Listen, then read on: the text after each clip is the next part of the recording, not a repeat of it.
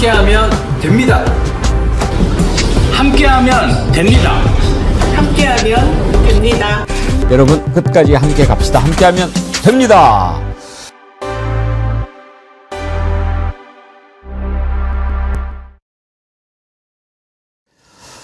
여러분 안녕하십니까? 백운기입니다. 어김없이 그날이 돌아왔습니다. 그날은 어김없이 돌아오지만 갑작스럽게, 너무나도 갑작스럽게 내 곁을 떠난 가족은 돌아오지 못합니다.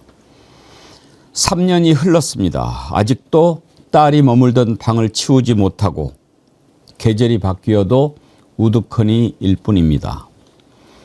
느닷없이 대통령실을 용산으로 옮기고 수많은 인파가 몰려드는 헬로윈 축제, 모든 경찰력은 오로지 용산에만 집중돼 있는 상황에서 일어난 참사는 분명 어처구니 없는 참사가 아니었습니다.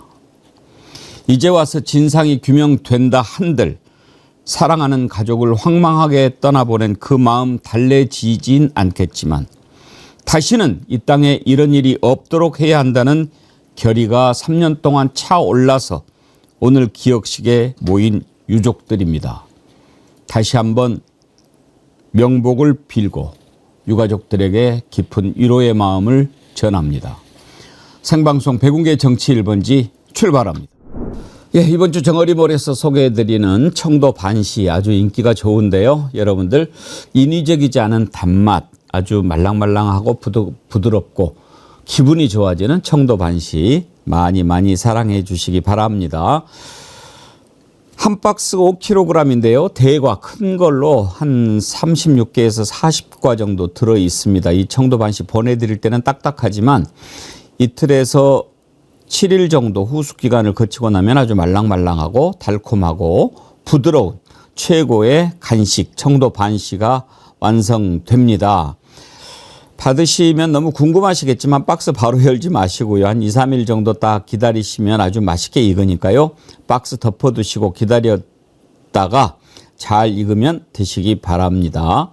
오늘 반시와 함께 한 가지 제품 더 소개해드립니다. 바로 구운란인데요. 우리가 흔히 사우나나 찜질방 가면 한 개 1,000원씩은 주고 사 먹지요. 이 구운란이 삶은 계란보다 소화도 더 잘 되고 보관이 편해서 집에서 놓고 먹기 좋은 거죠. 정어리몰에서 특가로 준비했는데요. 100% 국내산 대란을 48시간 동안 저온으로 구워낸 구운란입니다. 30개 한 판을 9,900원에 준비했다고 하니까요. 많이들 구매하셔서 드시면 훌륭한 간식, 식사도 되죠 뭐. 예, 정어리몰에서 판매하는 상품들을 구매하시면 우리 정어리TV에 힘을 주시는 것도 됩니다. 여러분들께서 함께 정어리TV 만들어 가시는 방법 중에 하나이기도 하고요. 그리고 이제 해마다 정어리몰에서 판매한 그 수익금을 저희가 기부도 하고 있는데 올해부터는 민생경제연구소에서 하고 있는 홍길동 장학금에 우리가 함께 힘을 모을까 지금 생각하고 있습니다. 여러분들이 함께 해 주시기 바랍니다.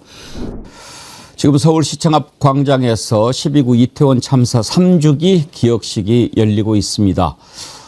유가족들 그리고 정부가 주최하는 기억식 처음으로 열리는데 외국의 많은 유가족들도 함께 자리하고 있습니다. 10시 29분에 10월 29일을 기억하면서 사이렌이 울렸는데 우원식 국회의장 그날 울렸어야 할 사이렌 오늘 울린다 얘기하셨는데 그 사이렌 소리를 듣는 순간 심장을 헤집고 들어가는 그런 소리처럼 느껴졌습니다. 베르사유의 장마님께서요. 존경하고 사랑하는 앵커님 그리고 정어리언님들께 3년의 세월이 지났지만 그날의 기억은 아직도 제 안에 머물러 있습니다. 카페 댓글로 전해주신 여러분의 따뜻한 위로의 마음 깊이 감사드립니다. 그 진심들이 저희 가족에게 큰 힘이 되었습니다. 함께 기억해 주셔서 고맙습니다. 평화를 빕니다. 글 보내주셨는데요. 베르사유의 장마님은 12구 이태원 참사 때 결혼을 눈앞에 둔 예비 사위를 잃으셨습니다. 3년 동안 어찌 견디셨을까요? 오늘 추모의 마음으로 백운계 정치 1번지 시작합니다. 세 분 패널 나오셨습니다. 장유미 변호사님, 신인규 정당 바로 세우기 대표님, CBS 이정주 기자님 어서 오십시오. 네, 안녕하세요. 오늘 우리가 10시 29분에 사이렌 소리 울리면서 묵념을 하기도 했습니다만 우리가 오늘 방송 시작하기 전에 짧게 묵념을 하고 시작했으면 합니다. 묵념하실까요?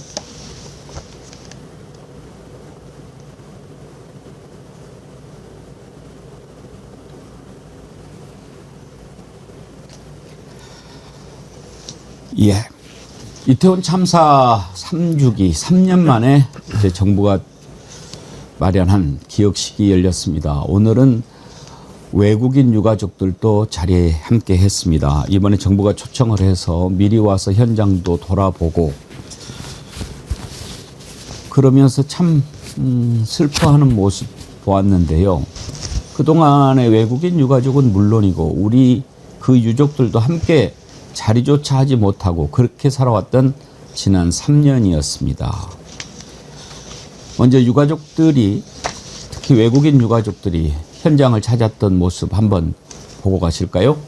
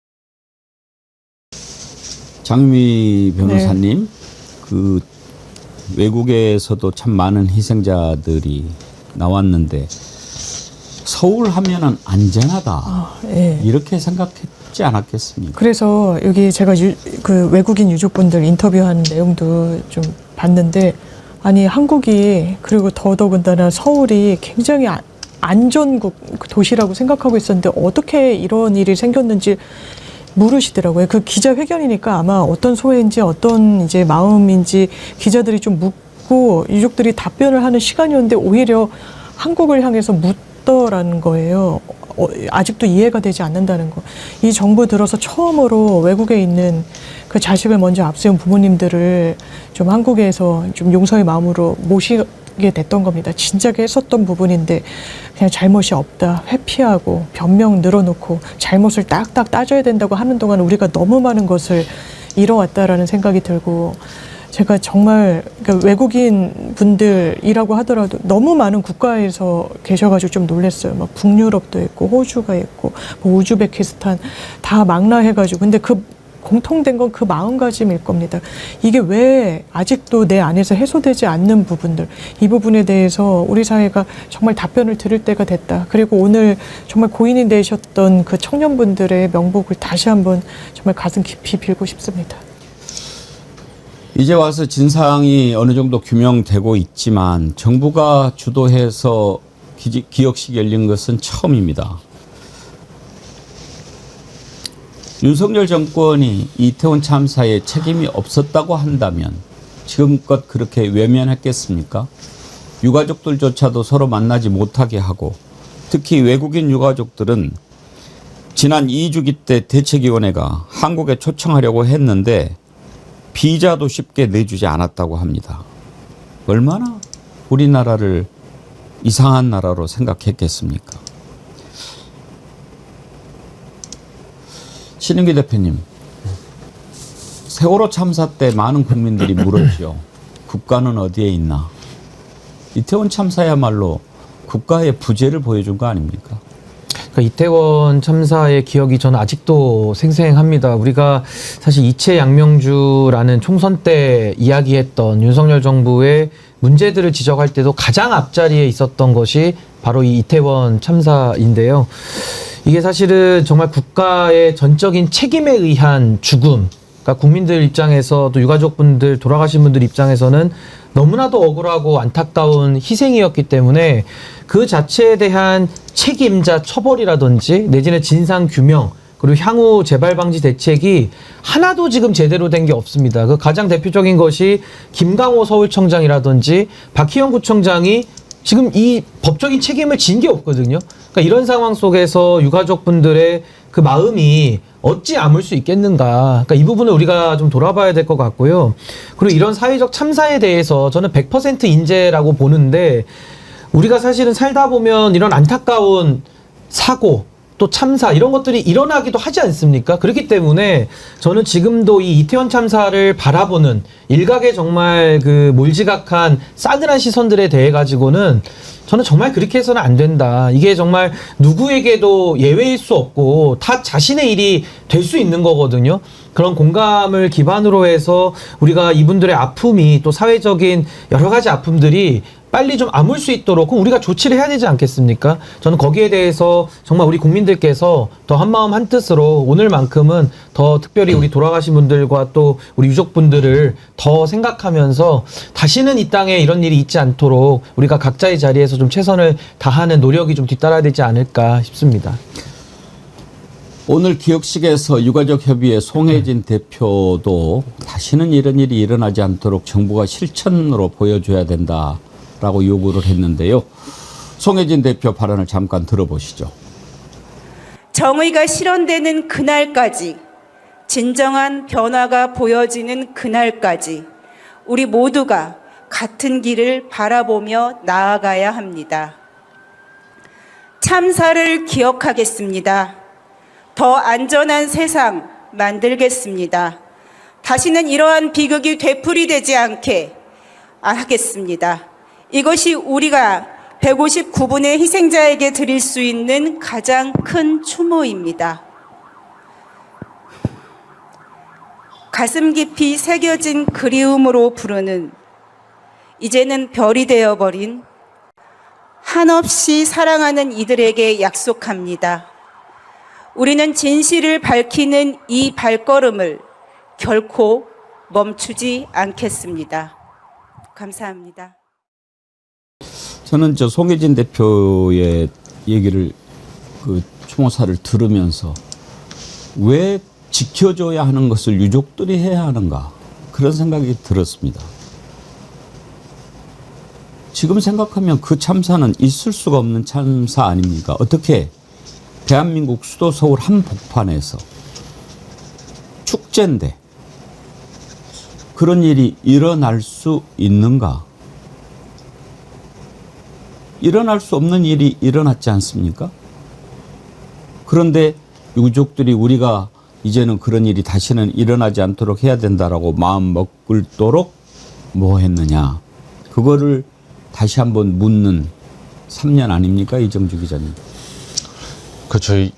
최근에 이태원 참사 이제 합동 그 감사 TF에서 발표를 했었는데, 저희도 이 당시에 믿기지 않아서 취재를 많이 했었습니다. 근데 원인은 이제 총 3가지였죠. 용산으로 대통령실을 이전하면서 당시에 이제 경비 인력들이 이태원 참사 있는 그 현장에 이제 소집할 여력이 없었어요. 그리고 두 번째로는 마찬가지로 경찰청에 이제 신고가 들어갔는데도 여러 건의 신고를 사실상 이제 놓쳤죠. 그래서 초동 대처를 못한 부분도 있는데, 제가 봤을 때는 가장 심각한 거는 이 사태를 이제 이상민 장관 현재 계엄 사태로 구속됐지만 이태원 참사에 가장 책임 있는 행안부 장관도 당시에 사실상 이 사건을 덮으려고 했어요. 그러니까 아까 신 변호사 말한 대로 물론 이건 인재고 참사고 있을 수 없는 일이지만 정부가 이런 일이 발생한 다음에는 재발 방지를 위해서 원인을 정확하게 파악을 해야 돼요. 그 원인을 파악하고 원인에 맞는 진단이 정확해야 해법도 정확하거든요. 근데 이거를 자연재해처럼 여기고 사람이 아니면 몰려서 그냥 압사당했다. 이런 식으로 몰아가면서 심지어 나중에 피해자를 공격합니다. 피해자들이 심지어 뭐 그런 댓글들 아까 참사 유족들이 말한 트라우마, 뭐 놀러 나왔냐, 뭐 누가 거기 사람들 몰리게 했냐, 이런 식으로 피해자들을 사실상 한쪽에 가둬놓고 공격을 하면서 정부가 이 책임을 회피하려고 했어요. 그래서 이 문제는 저희가 피해 유족들에게 단순히 위로를 전하는 것도 전하는 건데, 정부의 사후 대응까지도 윤석열 정부의, 이게 단순히 어떤 정부를 처벌하고 이런 문제가 아니에요. 다시는 이런 일이 발생하지 않도록 저희가 다시 한번 이 문제를 짚고 넘어가야 돼요. 최근에 나온 보도를 보면은요, 이태원 참사 이후에 윤석열 정부 대통령실이 그동안에 국가위기 컨트롤 타워 기능이 국가안보실 대통령 비서실에 있지 않았습니까? 그런데 이거를 분리했다는 겁니다. 그러니까 재난 컨트롤 타워 기능이 대통령실에 있지 않다, 이렇게 바꾼 거예요. 말이 됩니까? 그러니까요. 그러면서 뭐 국가 그 기록 관리하는 곳에 불이 났을 땐 대통령실이 그 재난의 최종 컨트롤 타워인데 뭐 하냐고 입에 불을 뿜고 자기들은 컨트롤 타워가 아니라고 조직 개편하고 분리했다면서요. 이런 부분과 관련해서 그 이중잣대를 국민들이 저는 용서하시지 않을 거라고 생각하고요. 정말 유족들에게 2번, 3번 그 고통을 뛰어넘는 그 큰 아픔을 드린 게 전 정부라는 점에서 정말 용서할 수가 없습니다. 그런 부분에 대해서 어느 누구 하나 처벌받지 않고 제대로 된 원인 규명하지 않고, 그리고 지금 생각하면 어이가 없는 게 막 비판의 목소리, 그리고 어떻게 된 것인지 경위를 알려달라고 하는 그 아우성을 국가 애도기관이라고 하면서 어떠한 이 목소리도 못 내게 하고 사실상 침묵을 강요했었어요.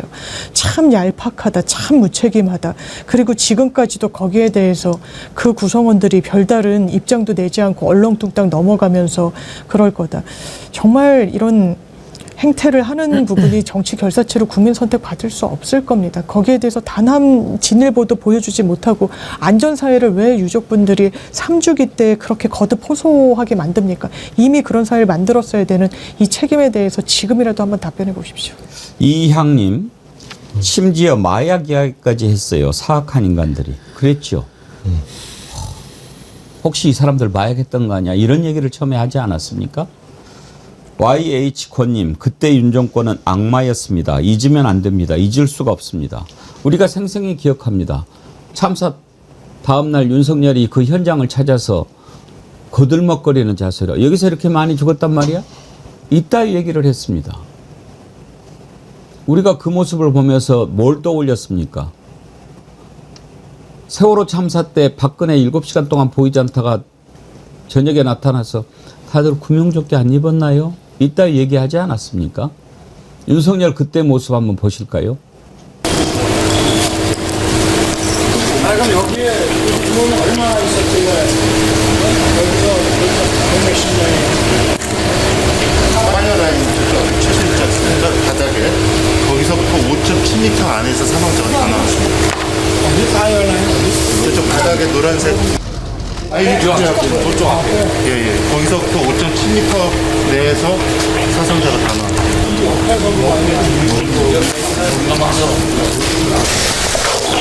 여기서도 내려가는 골목이 두 개인가요?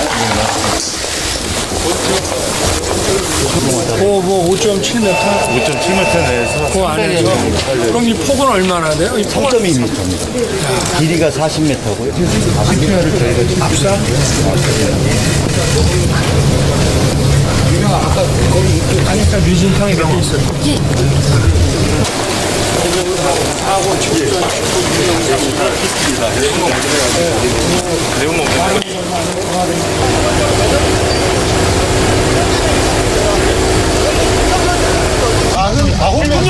질문이 6명이 다쳤다고 밝혔습니다. 부상자 중 19명은 위중한 상태고 사망자가 더 늘어날 가능성도 있습니다. 그러니까 신인규 대표님, 저 자식은 그때도 상황이 뭔지를 파악조차 못하고 온 거예요. 그러니까 사람이 이렇게 밀려서 넘어져서 뇌진탕으로 숨지고 이랬던 거 아니지 않습니까?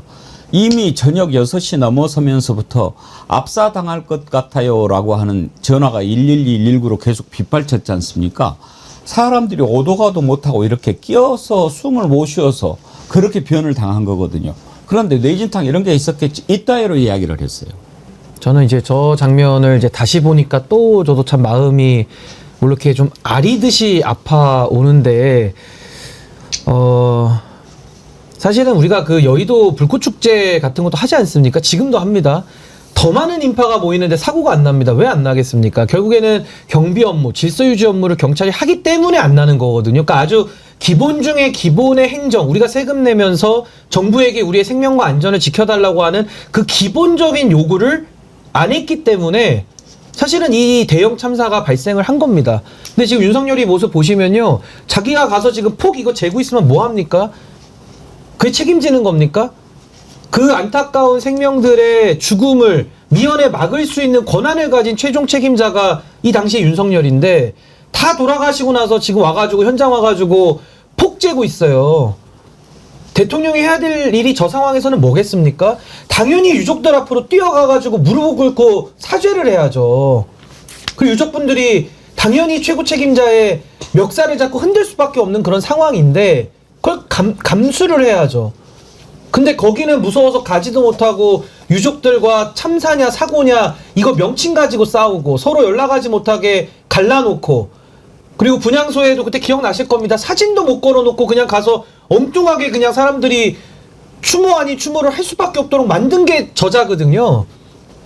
그러니까 다시 한번 보니까 참 정말 피가 거꾸로 솟는 느낌이 들고, 대통령으로서 우리가 늘 그 프레지던시를 이야기를 했었는데 참 다시 저때 장면을 보니까 자기가 어떤 지위에서 어떤 역할과 어떤 책임을 져야 되는지를 전혀 모르는 그냥 술꾼을 저기다가 앉혀놨던 거 아닌가. 참 그게 너무나도 참 마음이 너무 아픕니다. 159명이 숨진 참사였는데 책임진 사람은 한 명도 없습니다. 박희영 용산구청장 무죄 나왔죠. 저는 그 무죄를 보면서 검찰이 과연 공소 사실을 제대로 적시를 해서 어떻게 해서든지 벌을 줘야 되겠다라고 하는 의지가 있었을까? 그런 생각도 들던데요, 장혜미 변호사님. 그러니까요. 왜냐하면 이게 말이 안 되는 거예요. 용산구청장이 무죄를 받았습니다. 무죄를 받았을 때 용산구에는 이걸 관리할 책임이 없다라는 취지로 했는데 서울시에서 그 이후에 어떻게 했습니까? 용산이 재난과 관련한 여러 로드맵들, 계획들 잘 세웠다고 안전관리를 잘했다는 이유로 수상까지 하도록 했었어요. 상을 내렸었습니다. 이게 법에 맞는 건지, 그래서 그 당시에 윤석열이 그렇게 자신감 있게 법률적으로 딱딱 따져봐야 된다고 큰 소리를 쳤었던 것인지, 이게 과연 사회 정의라고 할 수 있는 것인지, 우리가 발 딛고선 대한민국이 이런 모습인 게 맞는 건지. 그 당시에 한 9명 징계를 받았다고 하는데 해임된 건 한 2명, 그리고 거의 다 경찰들이었어요. 거기에 대해서 진짜 책임져야 되는 게 누굽니까? 이 국무위원 중에 안전자가 들어가는 부처가 하나 있어요. 행정안전부. 그런데 아니다. 내 책임 아니다. 라고 하면서 그 당시에 직을 내려놓지도 않았습니다. 이게 정말 대단히 부적절해요. 그러니까 실언이 있거나 이랬어도 직을 내려놓으라고 난리를 치는 게 지금 국민의힘과 전 정부의 구성원들이에요.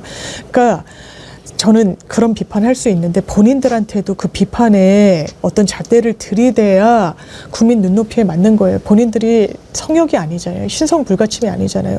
잘못이 있으면 거기에 대해서 처벌을 받아야 되잖아요. 그러라고 정권도 맡겨주고 이랬었던 거였잖아요. 그런데 함구하고 침묵하고 잘못이 없다라고 하고 뇌진탕으로 됐냐라고, 폭은 얼마나 되냐고 이렇게 이야기하는, 무감하게 이야기하는 게 그게 지도자입니까? 지금 봐도 어떻게 보면 정말 납득이 되지 않고 소름까지 끼칩니다. 10월 29일 날 참사가 일어났는데요. 바로 직전 10월 21일 날 경찰의 날이었어요. 이 자리에서 윤석열이 마약과의 전쟁에서 반드시 승리해야 된다, 이렇게 전쟁을 선포했습니다. 그러니까 그때 당시에 그 많은 인파가 모여드는데도 경찰력은 대통령실 앞에서 벌어지고 있는 집회 시위, 그리고 또 여기에 마약 관련된 사범들은 없는가, 이거 보느라고 배치가 돼 있었기 때문에 안전 관련된 것은 그냥 이태원 파출소에 그냥 맡겨둔 거예요. 마약과의 전쟁 이따위 얘기하면서 그쪽으로 다 했기 때문에 나중에 피해자가 나왔을 때도 피해자를 상대로 마약 검사했다는 거 아닙니까? 네. 그러니까 당시에 그 한남동 관저, 그러니까 이 사고 현장에서 차로 5분 거리거든요. 그 관저에 경찰 인력이 대기 중이었어요, 사실은. 아크롭스타도 있었고 한남동 관저로 이제 들어간다고 해서 사실상 한남동 관저는 그 당시엔 비어 있었거든요. 그러니까 비어 있는 곳에 군사 보안구역이라는 핑계로 경찰력 배치시켜 놓은 거예요. 그리고 그 경찰력들은 결국은 이태원 쪽에 소위 말해서 용산 쪽에 이제 집회시 인력, 그리고 전단지 떼는 거, 그리고 경비 인력 이거 한다고 결국은 SS를 쳐도 오지도 못합니다. 그리고 실제로 저도 그 당시 취재를 했는데 용산 대통령실은 이 사건 이후에 이제 원인 규명할 때 계속 대통령실 안에서 마약 얘기를 많이 나왔어요. 그러니까 이태원에 뭐 외국에서 들어온 마약들이 돌고 있다. 그때 뭐 물뽕이 있니 없니 하면서 마약이 퍼지고 있으니까 이거를 잡아내야 되는데 이태원 사실 그 참사 그 피해자들과 마약의 연관성이 증거도 없고 정황도 없고 아무것도 없었거든요. 근데 그 낭설을 만들어내면서 이제 소위 말해서 피해자들을 악마시키는 거죠. 악마시켜서 이 사람들이 무고한 사람들이 아니다. 이 사람들이 여기 강제 잘못이다. 원인을 이제 돌리기 위한 사실상 그런 작업을 한 거예요. 마약 얘기가 나와서요. 지금 이제 백혜령 경정이 마약 수사하고 있지 않습니까? 마약은 오히려 지금 이놈들이 범인 아닌가 생각하고 있어요. 심지어 민주당의 박선원 의원이 말레이시아에 공군기를 팔면서 대금을 마약으로 받았다. 이런 의혹까지 제기했습니다. 믿어지십니까? 한번 박선원 의원 얘기 들어볼까요? 마지막입니다.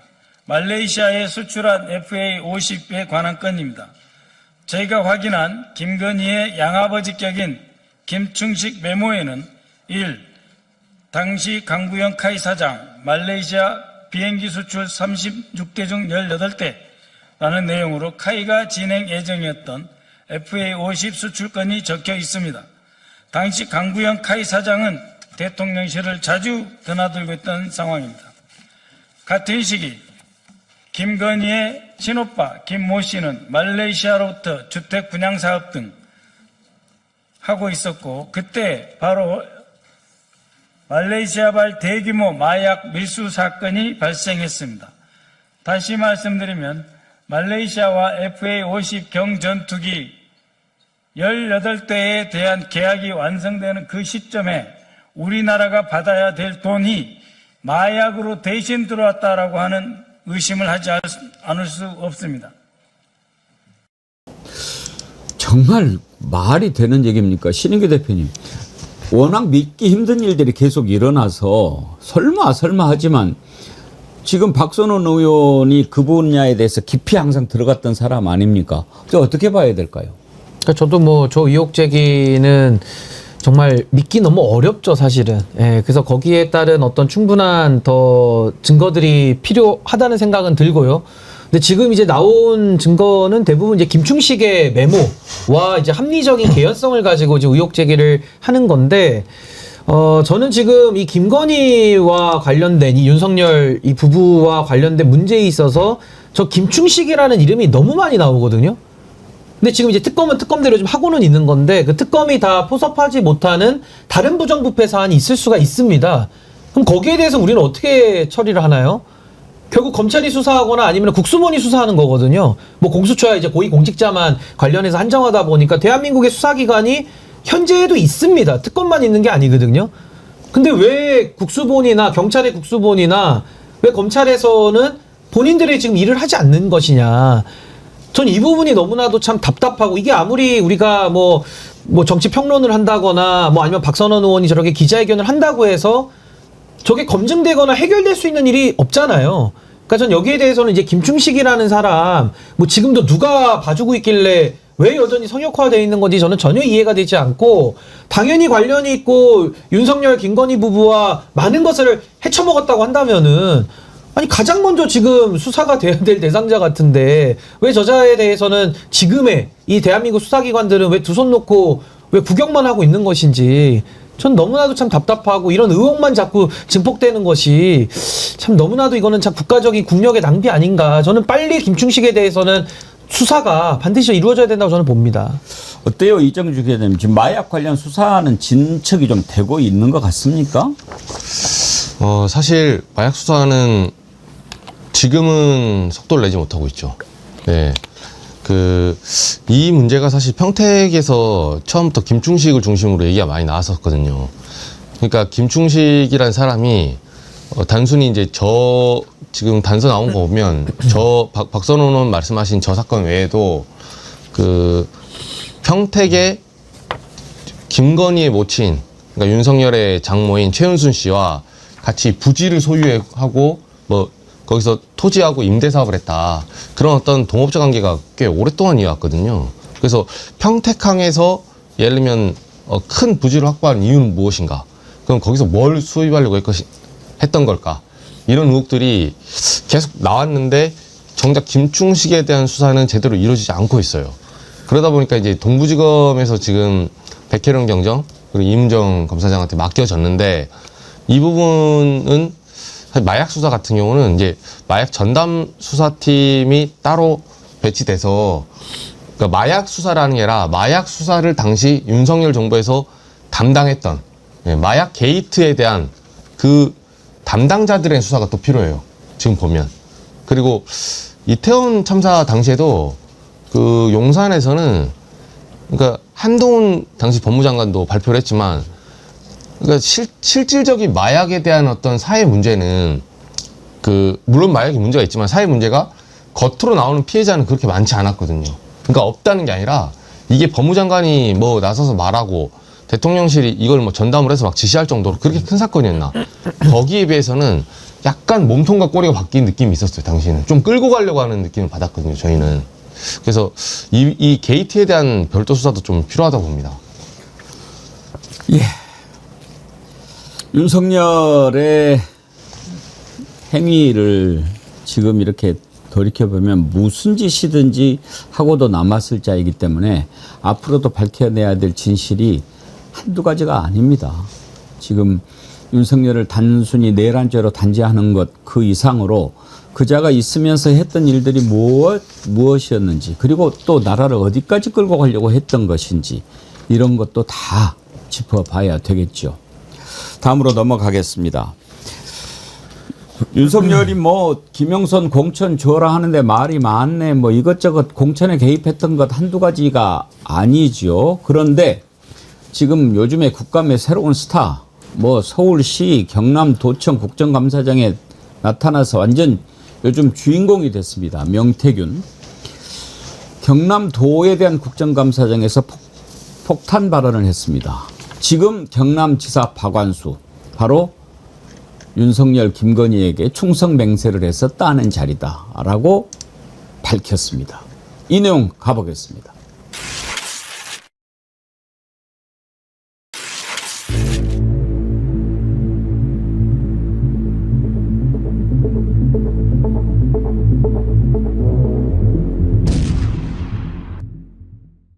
오늘 박완수가 어떻게 공천을 받았는지 그 과정 속에서 윤한홍이 권성동이가 어떻게 행보를 했는지 그렇죠. 그 다음에 경남에 있는 국회의원들이 얼마나 바보 등신인지. 경남이 꼬라지가 뭡니까? 예?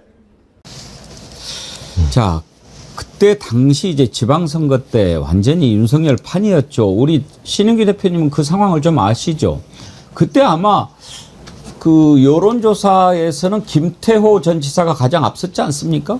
그러니까 저기 이제 경남지사 자리를 놓고 이제 현역 의원들이 경쟁을 했던 그 구도고 저 시점이 바로 2022년도 6월 달입니다. 예. 당시에 윤석열 정권 최초기고요. 초기고 이준석 당대표 시절이고요. 그리고 그때 이제 명태균도 아주 활약하던 그 시기에 지금 이제 명태균이 본인이 알고 있는 내용 중에 일부를 이제 이야기를 하는 건데, 그래서 경남지사 같은 경우는 윤한홍 당시 의원도 나가려고 했다가 이제 주저앉히고 그러면서 결국은 이제 박완수 그 도지사가 이제 공천을 받은 건데, 또 박완수 지사가 비운 자리, 그 비운 자리 또 김영선을 갖다가 네. 명태균 씨가 또 그 공천 달라고 해가지고 했던, 그러니까 이게 공천 개입이라는 게 지금 명태균 씨도 본인이 박완수 얘기를 하잖아요. 전 저거 진실에 매우 부합할 거라고 저는 봅니다. 같은 논리로 같은 방식으로 할 수 있는 모든 공천 개입을 다 했던 거 아니냐. 그 합리적인 의심이 가능하기 때문에 저는 지금도 김건희 특검이 왜 저 부분에 대해서 수사를 안 하는지 제 머리로는 정말 이해가 안 됩니다.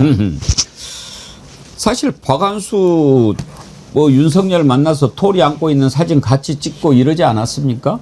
박완수 경남지사 할 말이 뭐가 있을까요? 겨우 한다는 말이 나 경선해가지고 공천 받은 거다 이렇게 얘기를 하던데 바로 그 옆에 있는 명태균 어떤 심정으로 바라봤을까요? 그 장면 한번 보시죠. 그때 경남도지사가 비서한테 지도를 가져오라고 하면서 고압리를 꼭 찍어서 여기에다 해야 한다고 말한 사실이 있습니다. 맞습니다. 그랬죠? 네. 그때 주변에 누가 있었습니까? 김영선 있었습니까? 김영순 있었고 저 있었고. 비서 지도 가져온 비서는 누굽니까? 압니까? 차영복 비서? 네. 예, 좋습니다. 지사님 아닙니까? 맞습니까? 일단 팩트가 아니고 사실이 아니라는 걸 말씀드리고 근데 지금 저 이 명태균 국감장에서 이 국감 대상이 아닌 걸 가지고 박완수 폐마시키기 위해서 계속 아니 이렇게 왜 박완수 폐마는 아니고 이게 상당 이 사건 고발해가지고 저 지사님 특검까지 가 있습니다. 지사님 아니 이게 내가 왜 경남도의 문제하고 관계가 없습니까? 왜 제가 지사를 폄하하기 위해서 한 겁니까? 김도 창원 산단하고 관련하여 땅을 좀 산 것으로 알고 있습니다. 이렇게 돼 있거든요. 이건 누구한테 들었습니까, 저기? 김영순 지사님, 혹시 지사님하고 혹시 어떤 관계가 있습니까? 잘 알고 있습니다. 잘 알고 있습니까? 선배고. 그러니까 아니 전 근데 지사님이 저한테 지금 수사하는 겁니까 뭡니까? 아니, 답변을 제가 하겠단 말입니다. 왜 이 기회를 안 줍니까? 김종웅 씨가 드릴게요 지금 지사님. 아니 한번 들어보세요. 아니, 제가 수사기관입니까? 제가 국민을 대표해가지고 국민들이 궁금하고. 아니 지금 신문하고 수사하는 거 아닙니까 지금? 이게 국정감사장입니까? 잠시만요. 판단이 경남도 임무가. 이상식 의원님 수사하는 잠시만요. 겁니까? 지사님. 자, 장현미 대표님. 네. 지금 이제 박완수를 그러면 경남지사에 꽂으려고 했던 네, 이유가 네. 뭐냐? 우리가 이제 그걸 생각해 보자고 하는 거 맞습니다. 아닙니까? 예. 그러면 김건희가 힘을 써서 김태호 주저앉히고 박완수 집어넣었을 때는 무언가 그걸 통해서 또 얻고자 하는 게 있었지 않겠습니까? 예, 산단과 관련해서 엄청나게 이게 이득이 되는 또 하나의 보물 창고일 수 있는 거예요. 김건희 씨 눈에는. 왜냐하면 처음에 이런 의혹 제기가 있었으면은 이건 그냥 의혹에 불과할 거다 그러는데 별로 그래 보이지 않아요. 그냥 뇌물을 탐하는데 주저함이 없었습니다. 국가의 이권과 관련해서 본인의 거의 직업처럼 활용했다는 거, 양평 고속도로들 휘어지게 했다든지 이런 게 다 지금 수사선상에 올라가 있어요. 그러니까 경남도와 관련이 있습니까? 없습니까? 당연히 물을 수밖에 없는 거죠. 이 자리에서 명태균 씨가 박완수라는 사람은 윤석열과 별다른 연결고리가 없었던 거예요. 본인이 가교 역할을 해줬다는 거예요. 텔레그램 메시지까지 합니다. 이 박완수가 어떤 사람인지 프로필을 윤석열한테 보내요. 그러니까 만남을 주선하고 그때 박완수 지사도 이야기를 합니다. 윤석열을 처음 만나러 갔던 아크로비스타였나요? 그 사저에 봤더니 명태균이 문을 열어주더라라고 하면서 그 부분을 부인하지 않아요. 그 당시에 지방선거 어떻게 됐습니까? 국민의힘이 이기는 게임이었어요. 왜냐하면 정권 거의 초기에 이루어졌기 때문에. 특히 경남도지사 어떻게 합니까? 공천만 받으면 이기는 거라는 건 거의 불변의 법칙 같은 거였습니다. 그 당시에 쟁쟁한 후보들이 있었어요. 김태호. 거기에 대해서 명태균이 본인이 전화를 걸어서 얘기했다는 거예요. 지사님, 지금 이 부분과 관련해서 여사 뜻이 그게 아니니까 이번에는 좀 내려놓으셔야 되겠습니다. 찐윤인 윤한홍 의원은 어떻게 했습니까? 본인이 나가겠다고 계속 지역 언론 등에 보도가 나오고 이랬었어요. 아마 출마 채비를 했던 겁니다. 그런데 사실상 못 나간 거 아닙니까? 왜? 박완수 지사의 정말 본인이 저도 가가지고 윤석열 부부와 같이 식사하고 이런 것도 인정을 했어요. 그러면 거기에 대해서 해명을 해야 되는 거 아닙니까? 수사기관이냐고 이렇게 역정을 낼 게 아니라요. 근데 신은기 대표님, 지금 워낙 막 여러 가지 사건이 그 뒤로도 일어나고 또 뭐 워낙 많아서 우리가 지금 옛날 일이라 가물가물하긴 하지만 지금도 기억하고 있는 게 명태균은 자기 유리한 얘기만 지금 쭉쭉쭉 하고 있지만 그때 당시에 윤석열이 어디 두산 어디 에너빌리티 방문한다 이런 거 미리 막 일정 다 알고 그랬지 않습니까? 그러면 그런 걸 미루어 보면 윤석열, 김건희, 명태균, 박완수, 윤한홍 뭐 다 이렇게 커넥션이 이루어져 가지고 서로 정보 주고받고 그랬다는 것을 보여주는 거 아닙니까? 아까 앵커님께서 되게 중요한 질문 해주셨잖아요. 김건희가 왜 박완수를 밀어넣었을까? 예. 그러니까 이건 공천 개입이 아니라 그냥 공천을 김건희가 한 거 아닙니까? 한 거죠. 힘으로 주저 누르면서 이제 우리가 그걸 법적으로야 공천 개입으로 하면서 이제 범죄로 이제 인식을 하는 건데 그냥 김건희가 공천한 거죠. 그러니까 정확하게 말하면 김건희 사천이죠. 그럼 똑같은 논리로 명태균은 윤석열을 왜 만들었을까요? 더 한 단계 윗레벨에서 그 공천 작업을 해서 명태균도 자기 이득 취하려고 그 홍준표랑 해가지고 아유 윤 3% 더 올려라. 그래가지고 한 거 아닙니까? 여론 조작해가지고 윤석열이 만든 거 아니에요? 그러니까 결국에는 이게 무슨 먹이 사슬처럼 되어 있는데 김건희는 박완수 시켜가지고 뭐 박완수만 했겠습니까? 더 많은 지역구에 자기 신복도 심어가지고 딸랑이들 그 이권들 다 내놔라 하려고 세우는 대리인으로 사실 김건희의 이익을 위한 대리인으로 세우는 것이고 명태균 같은 경우는 그 김건희 머리 꼭대기 위해서 윤석열과 김건희를 만들어서 자기 지시대로 다 해서 한 거 아닌가. 그게 가장 대표적인 게 김영선 공천에서 윤석열로 하여금 말이 많네. 또 김건희에게는 잘 될 거예요. 걱정 마세요. 다 됐잖아요. 그 이후에 월급도 반띵하고. 그러니까 이게 지금에 와서는 그러니까 소위 말해 이제 조폭범죄, 이 집단 범죄에 있어서도 같이 죄를 질 때는 범죄 조직입니다. 동료입니다. 근데 이제 범죄가 드러나고 나서는 서로 제가 했어요 손가락질하면서 이제는 그 이권관계가 해체되고 있는지 우리는 해체기를 보고 있거든요. 그러니까 지금 상황에서는 저 사람들 지금 누가 올바른 소리 한다 해가지고 의인되는 것도 아니고요. 그냥 자기들의 범죄 중에 이 이익결합이 해체되면서 상대방에게 죄를 떠넘기려는 장면들을 지금 우리가 보고 있는 거기 때문에 저는요. 아니 김건희 특검을 왜 했습니까 우리가? 그 내란은 왜 일으켰습니까? 그때 당시 창원지검에서 저 김건희 공천 개입 수사하다가 창고에 처박아 놓고 윤석열이가 그거 덮으려고 지금 내란을 일으켰다라는 게 거의 다수설 아닌가요? 근데 지금 가장 중요한 그 진실은 안 밝혀지고 있고 명태균은 나와서 떠들고 있고 정말 참담합니다. 이렇게 해서 대한민국 앞으로 나아갈 수 있을까요? 저는 굉장히 걱정이 됩니다. 우리가 지금 뭐 명태균의 여러 가지 얘기 사실 뭐 당하지도 않지만 명태균이 하는 말은 오염이 많이 돼 있습니다. 마치 지금 제가 무슨 의로운 척 이런저런 이야기를 하는데 자세히 들어보면 나 살 것만 얘기하는 거예요. 그 대신 그 과정에서 드러나는 비리들은 우리가 좀 생각하고 챙겨놔야죠. 김태호가 당초 유력했는데 떨어졌다. 그건 누구냐? 바로 김건희가 시킨 거다. 또 그런 얘기도 합니다. 그것도 들어볼까요? 박완수 지사 공천을 받는 과정에 받을 수도 개입을 직접 하셨습니까? 제가 말씀드린 박완수 지사님 모시고 왔다니까. 그 윤석열이 뭐라 했겠어요? 윤석열 대통령께서. 예? 아니 공천 출시에 왜 안 줘요? 그 김건희 여사가 김태호 못 나오겠어요? 아니 그 김태호는 왜 못 나오겠습니까? 여사가 불렀다니까. 내가 그래서 김태호한테 전화를 해요. 예. 그래서 큰 결심했었습니다. 지금 뭐라고 이야기했는데 어떻게 보면 저게 자백입니다. 이정주 기자님. 내가 김태호한테 전화해서 너 나오지 마라 그런다 라고 한 거 그게 공천 개입이지 뭡니까? 그렇죠. 그러니까 그 명태균 씨는 수사기관에서 보기에는 수사하기는 굉장히 쉬운 사람이에요. 그리고 굉장히 구체적으로 말을 해주거든요.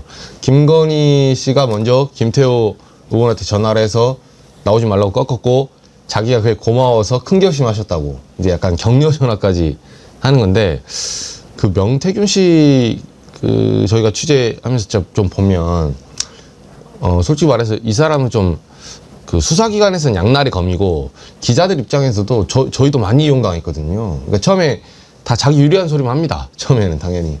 근데 나중에 밝혀보면 지금도 보면 뭐 산단에는 자기는 개입 안 했다 하잖아요. 다른 사람들 창원 시의원도 불러다 놓고 김영선 전 의원 의원실에다 불러다 놓고 이런 거 저런 거 보여줬다 하지만 자기는 개입하지 않았다. 그건 내가 땅 산 게 아니다. 강혜경 씨가 땅 산 거다. 이런 식으로 빠져나가는 구멍이 너무 많아서 명태균 씨는 확실한 거는 그 기자들이 파악한 건 뭐냐면 결국은 김건희와 윤석열의 뇌물죄. 그러니까 공천을 통해서 공천을 내가 해주고 결국 김건희와 윤석열이 그 자기가 여론조사를 공짜로 받는 거죠. 이걸 빠터를 한 거고 명태균 씨는 그렇게 당선시킨 김영선의 세비 절반 한 450만 원 정도 그거를 주기적으로 받으려고 했다. 이제 셋 다 결국 노리는 건 돈이에요. 사실상. 그러니까 뇌물죄로 처벌해야 됩니다. 그러니까 결국 이제 공범관계라는 거죠. 그러니까 이정주 기자님 말씀 정확하시고, 그러니까 윤석열, 김건희, 명태균은 최소한 공범은 확실합니다. 그러니까 그 부분은 이제 공모공도정범으로 이제 처리를 해야 되는 것이고, 저는 이게 공천 개입도 많은 분들이 이제 좀 오래되셔가지고 잊으셨을 것 같은데, 공천 개입을 최초로 유죄로 받아낸 사람이 윤석열입니다. 윤석열이 박근혜 시절에 그 여론조사 몇 군데 돌려본 것만으로도 아 이거는 공천 개입이고 민주주의를 보호해야 된다라고 하면서 구형해가지고요 박근혜 2년 실형이 나온 사안입니다. 근데 지금 이 사안을 보십시오. 훨씬 더 심각하지 않습니까? 그리고 정당에 대한 업무방해까지 되기 때문에 저는 이 부분에 대해서 윤석열이 세워놓은 선례에 따라서도 얼마나 그 내로남불입니까? 본인이 처벌하고 본인이 더 크게 해먹고 정말 대한민국이 저는 지금 거꾸로 가고 있다. 그런 생각이 정말 그 인상을 지울 수가 없습니다. 이 와중에 또 명태균이 요즘 완전 이제 국감의 주인공인데 지난번에는 서울시 국감에 또 오세훈 하고 한판 떴지 않습니까? 이제 박완수 지사를 저렇게 궁지에 몰아넣고 있는데 오세훈과 김영선 간에 뭐 이상 야릇한 문자가 오고 간 게 공개가 됐습니다. 그거 한번 좀 띄워봐 주시겠어요? 참 이걸 어떻게 봐야 됩니까? 김영선이 오세훈한테 보낸 문자입니다. 채송화꽃이 기다림을 놓치고 나면 그 찰나가 언제 또 오리요. 옷기 스치는 순간을 놓치면 채송화 그리움은 5, 6월 서리가 될까 두렵다. 이게 시인지 연애 편지인지 공갈 문자인지 참 유비가 눈발의 제갈공명을 기다리듯 오늘 꼭 만나셔야 한다. 오늘 반드시 어떻게 해서라도 만나시라 간절하다. 이게 이제 명태균 만나라는 얘기인 것 같은데 채송화꽃이 어쩌고 저쩌고 옷깃이 어떻고 막 이런 거 보면 이거 좀 야릇해요. 장유미 변호사님. 네. 뭘까요? 그러니까 오세훈 시장은 좀 문학적 표현이 가미된 만남을 청하는 문자였다라고 하는데 그 수준은 훨씬 뛰어넘는 것 같고요.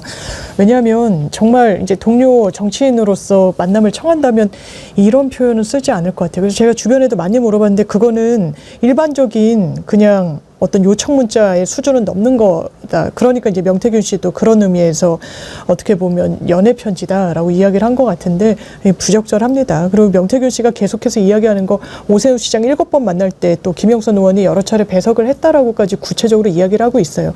11월 8일이 얼마 남지 않았습니다. 11월 8일은 오세훈 시장이 벼르고 별렀던 날짜예요. 대지를 하니까 내가 말을 삼가겠다. 그러면서 국정감사에서는 말을 하지 않으면서 어떤 특정 종편에 나가서는 막 본인 항변을 합니다. 그때 행안에 있었던 의원이 인터뷰하는 걸 제가 들었는데 명태균이 있을 때는 오세훈 시장이 말을 잘 못하고 주저하다가 명태균이 나가니까 또 막 자기 항변을 하더라는 거예요. 그래서는 이 의혹 본인 입을 통해서 해소되지 않을 겁니다. 아무리 뭐 근사하게 시 같은 편지를 보내도 저 같으면 수조물을 떠먹는 사람하고는 별로 이렇게 친하게 지내고 싶은 마음은 안 드는데 뭐 보면은 봄이 오는 길목에 피는 꽃이 아름답듯이 희로애락의 인간사에 앵돌아지고 툴툴거리면서도 기다리는 마음에 꼭 손을 쥐어주는 정성도 아름답지 않아요? 김영선 좀 이상하네요.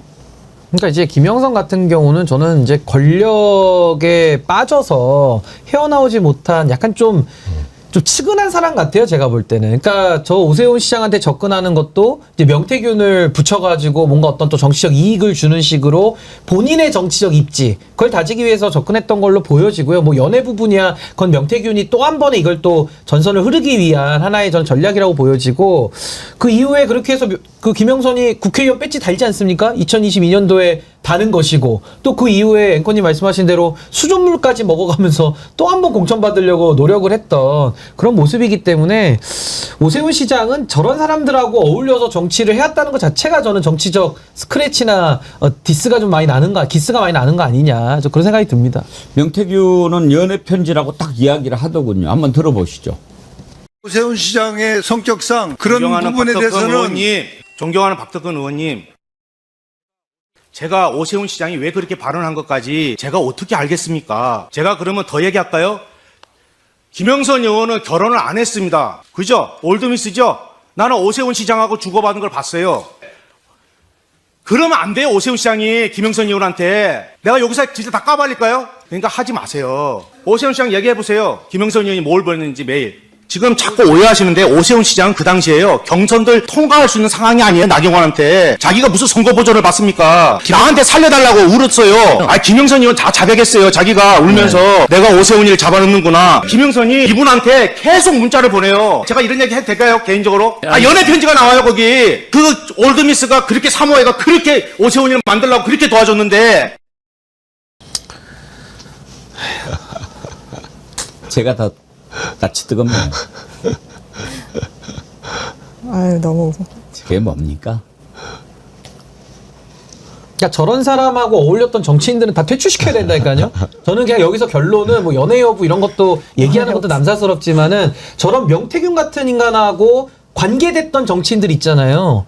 저 그런 사람들 정말 다 우리가 이번에 퇴출시키지 않으면은 이거 대한민국 정치가 어떻게 되겠습니까? 정말 심각하다고 저는 생각을 합니다. 강덕수님, 둘 다 물을 좋아하는 공통점이 있군요. 김영선은 수돗물, 오세훈은 한강. 그 얘기인 것 같습니다. 예.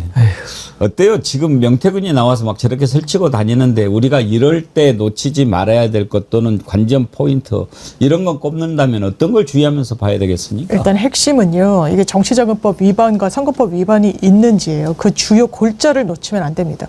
7번 만났는지 2번 만났는지 그거는 비본질적인 거예요. 김영선 의원이 러브레터를 보냈는지 연애 편지를 보냈는지 읍소를 했는지 오세훈 시장이 거기에 화답을 했는지 뭘 주고받았는지는 비본질적인 거고 어떻게 보면 본류는 왜 오세훈 시장의 정치적 후원자라고 하는 사람이 김한정 씨인가요?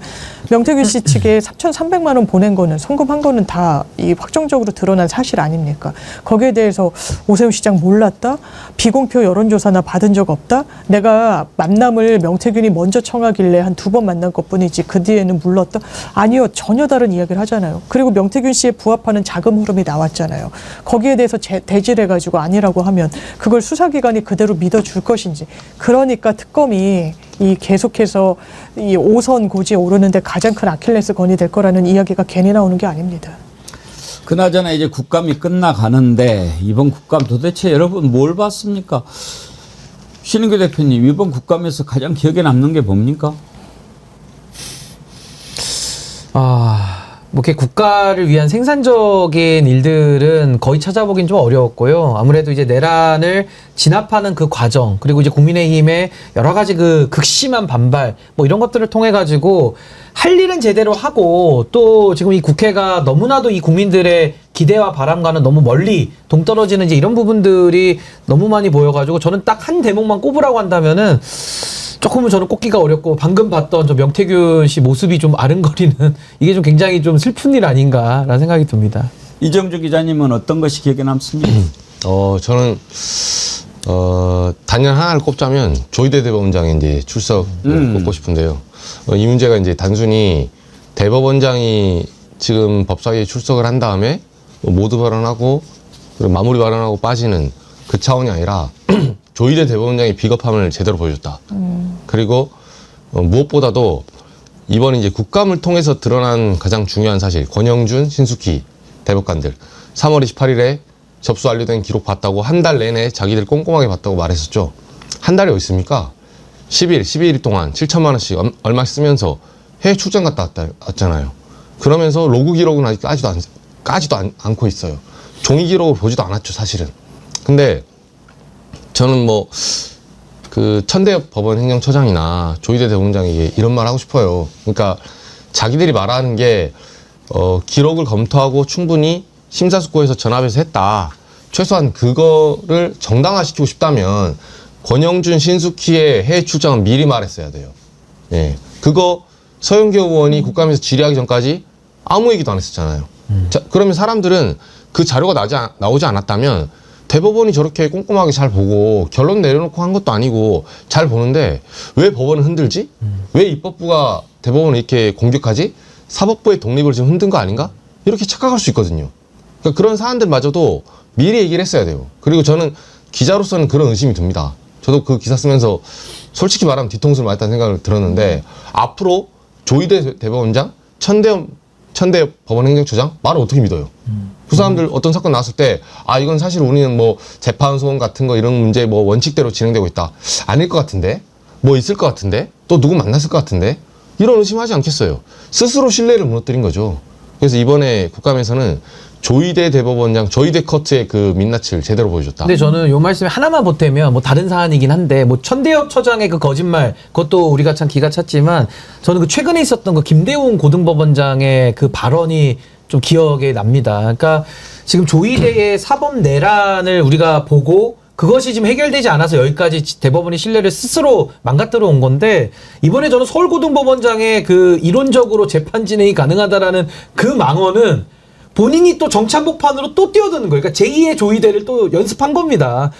그러니까 이렇게 보면은 지금의 이 사법부가 너무나도 많은 신뢰를 잃고 있고 이거 정말 지금의 체제로 저거 복구가 가능하겠느냐. 저는 국민들이 이거 다 회의적으로 보시지 않을까 싶습니다.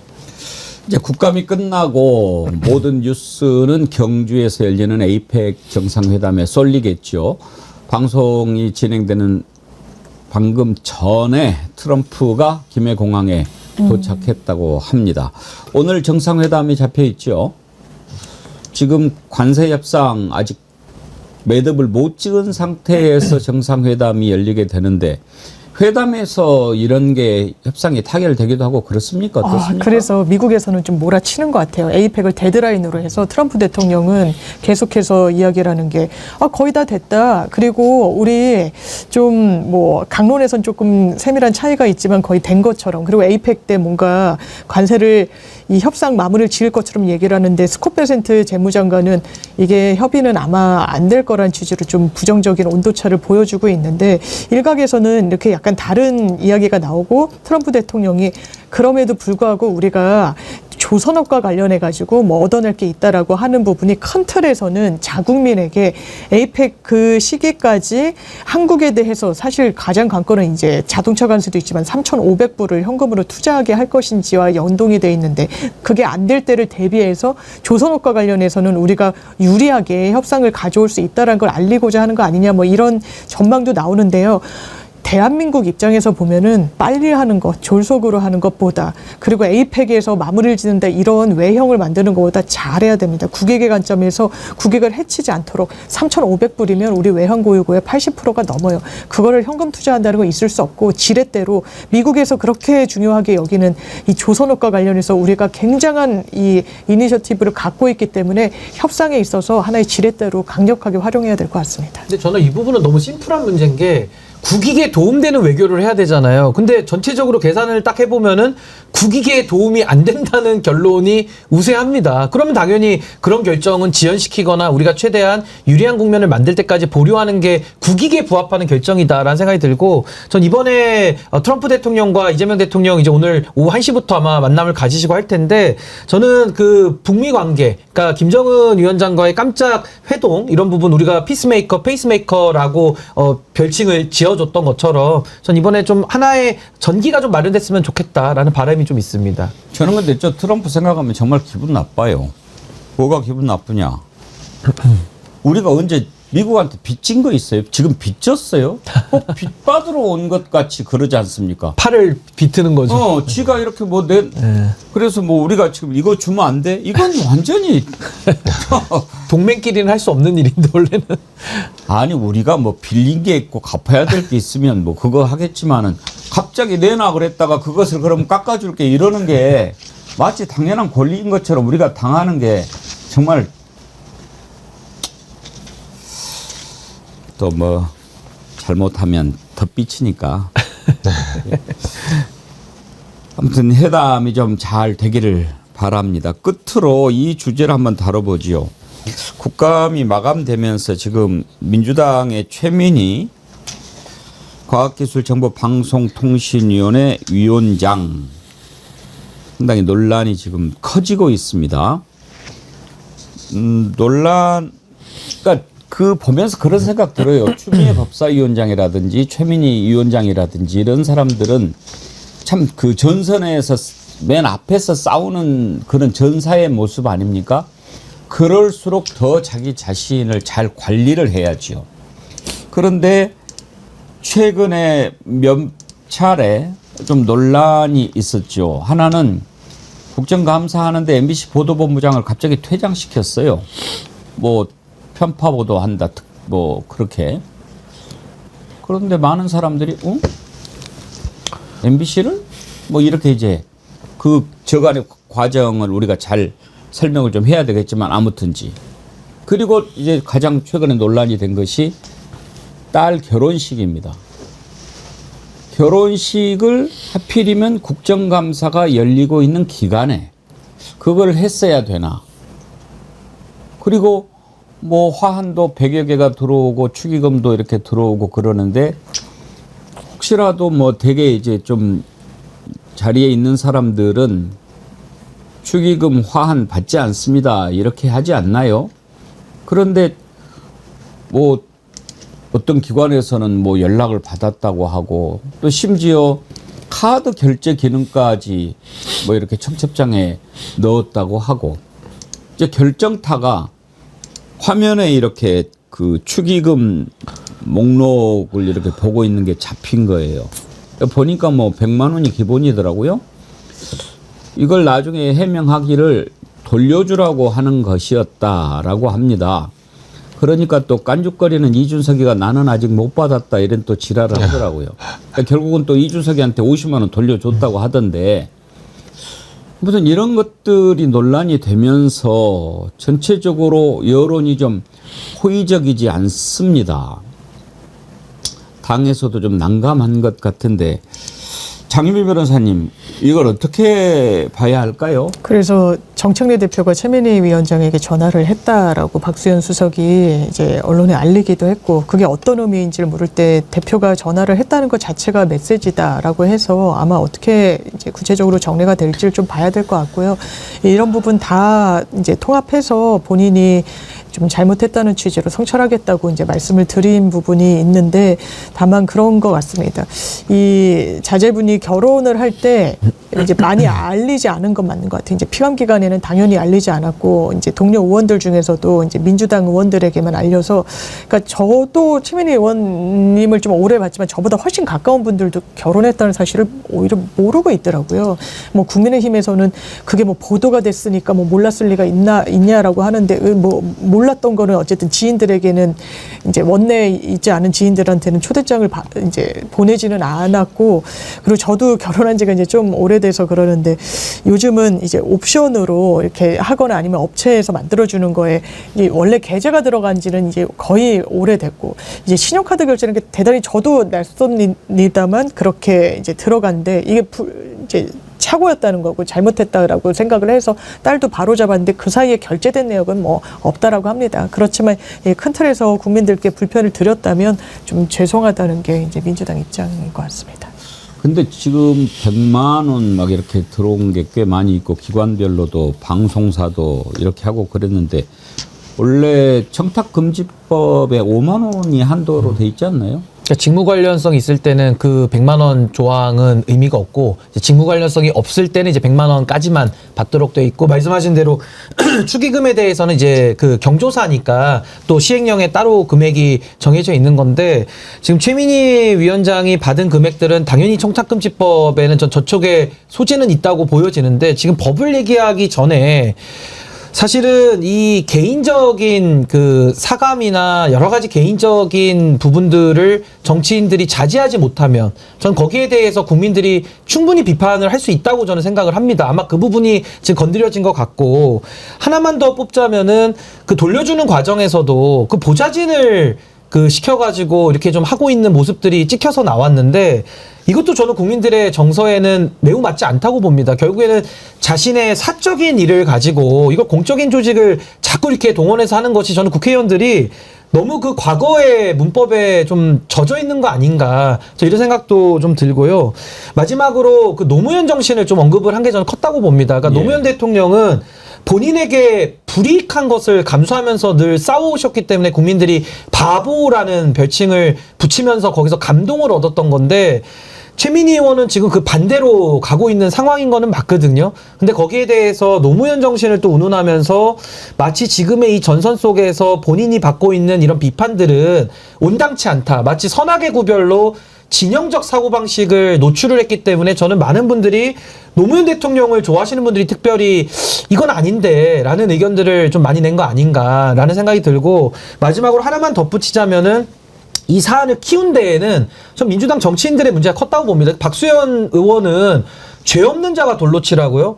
아니 그런 얘기를 어떻게 합니까? 지금 마땅히 국민들이 그 비판할 부분에 대해서 권력을 감시하고 비판을 하고 있는데 니들은 떳떳하냐 지금 이러고 있기 때문에 전 이런 부분들이 지금 참 민주당이 국민들의 정서를 제대로 읽지 못하는 좀 잘못된 대처 아닌가. 전 반응이 좀 더 키웠다고 봅니다. 대처 반응이 좀 키웠다고 봅니다.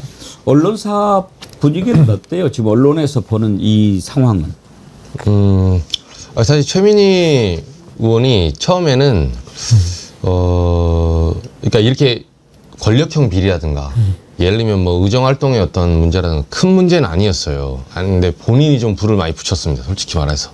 그래서 아까 앵커님 말씀하신 대로 처음에 문제가 된 거는 이제 최민희 의원이 약간 이제 과방위 진행하면서도 여러 얘기가 나왔지만 이제 그 국민의힘 의원들하고 그 저희가 봤을 때는 소모적인 싸움을 많이 해요.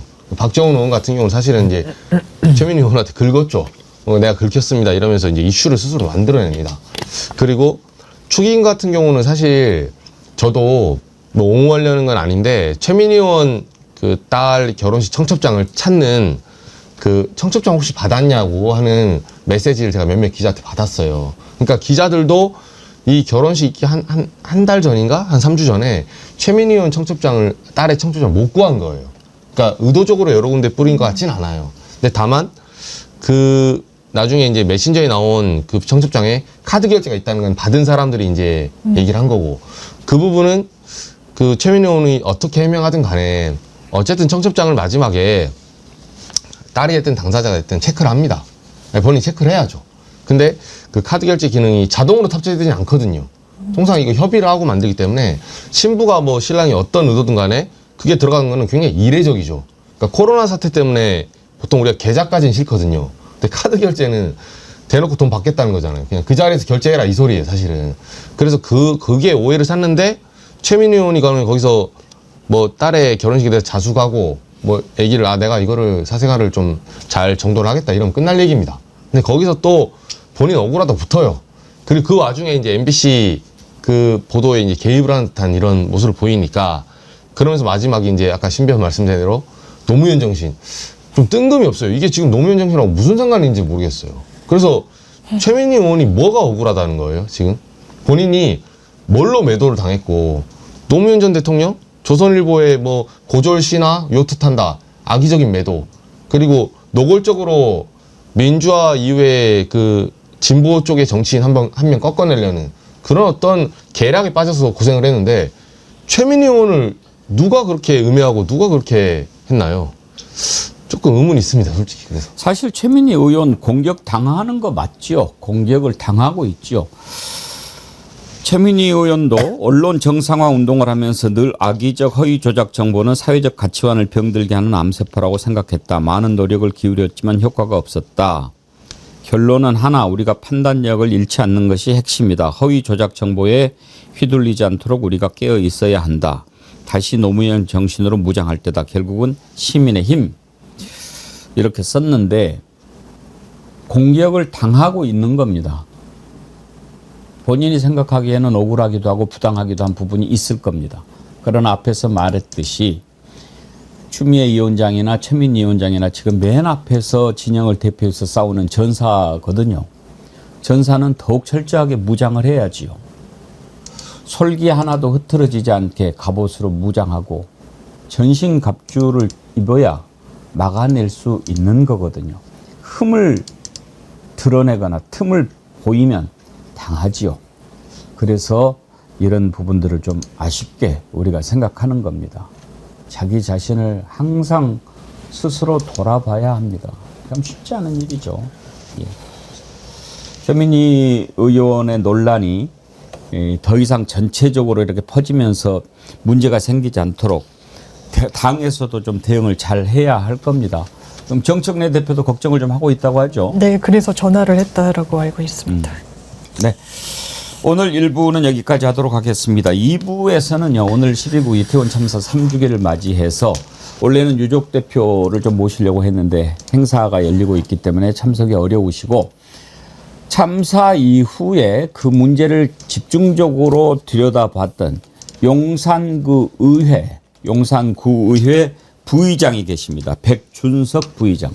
백준석 용산구 의회 부의장이 보는 이태원 참사 그 시각을 한번 같이 생각해 보기 위해서 오늘 2부에 모셨습니다. 2부에서도 여러분 함께 해 주시길 바라고요.